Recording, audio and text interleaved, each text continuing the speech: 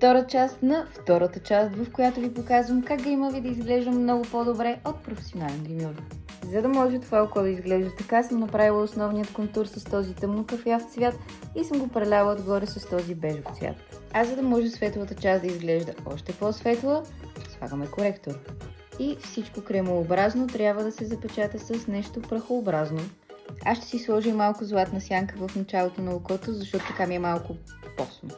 Ако сте от хората с паднал клепач или имате просто повече финни линии върху окото, ви препоръчвам най-вече да използвате матови сенки или ако ще използвате брокатени, да са с много финни частици, за да може да задържат пигмента и да не започват да се ронят като цяло, защото финните ви линии, колкото и да се опитват, не могат да ги задържат тези брокатени частици.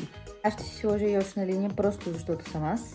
Ако използвате изкуствени мигли, със сигурност си вземете лепило, което изсъхва прозрачно. Ще си спестите около 25